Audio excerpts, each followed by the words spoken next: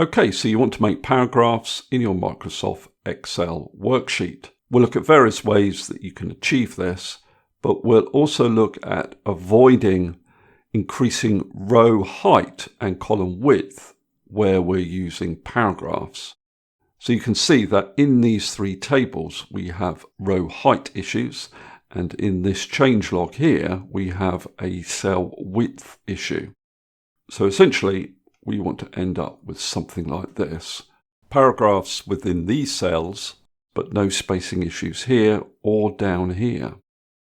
Okay, so the most basic approach here is just to wrap text within a cell. So if you have a long text string within a cell, all you need to do is select that cell, and on the Home tab of your ribbon, click on the Wrap Text button. I can do the same down here and the same down here. So this assumes that the paragraphs are in separate cells. You can see though that it does create some row height issues for the rest of the worksheet. Okay, so the next scenario is where you have all the text in one cell and you want to separate the text into multiple paragraphs. Now I want a paragraph break here before this word if. So what I'm going to do is double click in the cell and then make sure my flashing cursor is just to the left of that word if, and then on my keyboard I hold down the Alt key and I press enter. And I'm going to press enter again to create a blank line between the paragraphs. Then I want another paragraph here before the word do. So my flashing cursor is to the left of the word do. I hold down Alt on my keyboard, I press enter and then enter again.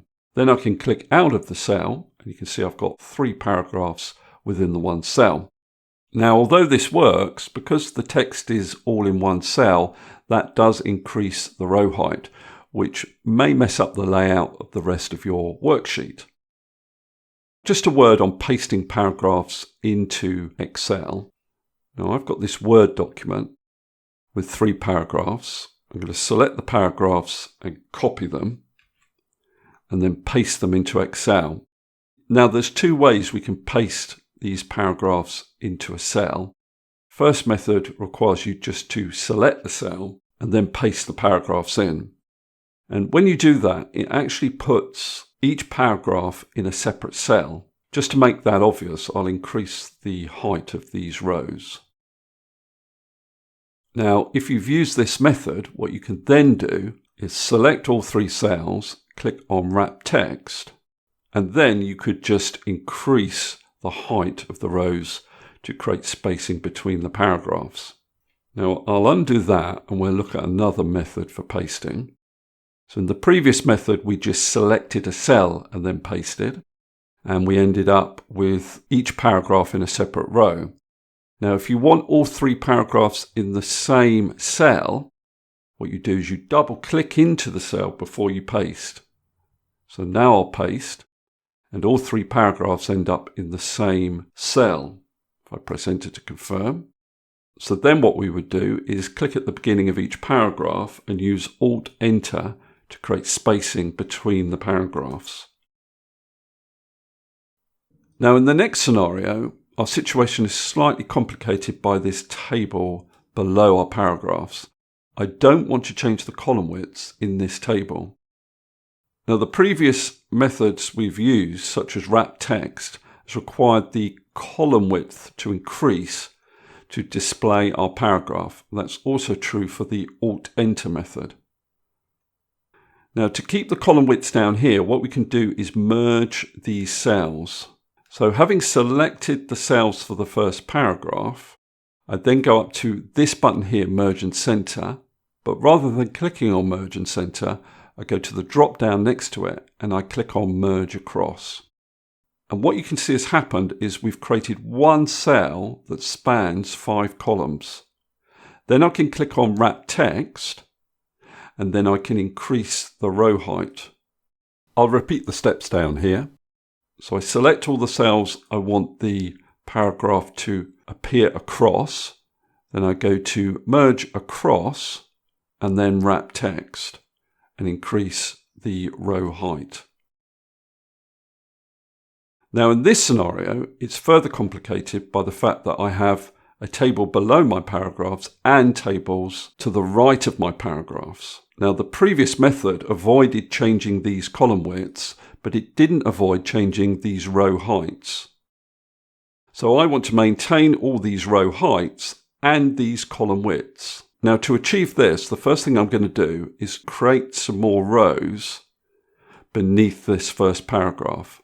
So I've just selected those cells, then I'm going to right click, insert, shift cells down. Then I'm going to select the cells that I want the paragraph to span across. Then on the home tab of my ribbon, I'm going to go to this button, Fill.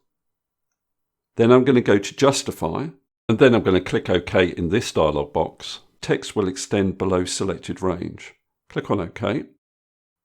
Now what Excel has done is split the text across separate rows, and it's based the split on the width of the range I selected before I use this Justify command.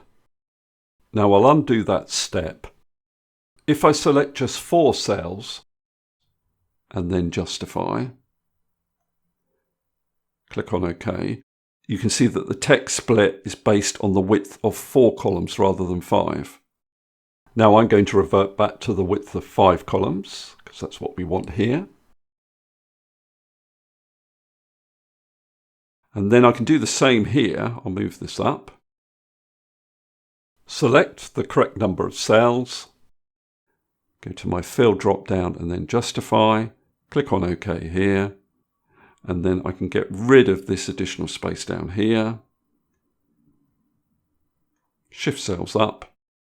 And I've maintained the proper row heights for these tables and the proper column widths for this table. Okay, the final method. Now this method, very simply, is just going to use a text box. So what we're going to do is go to the Insert tab on our ribbon. I'm going to go to the Text menu here and choose Text Box. And I'm going to draw a text box within this area of the spreadsheet. Now I'm going to paste my text in from my Word document.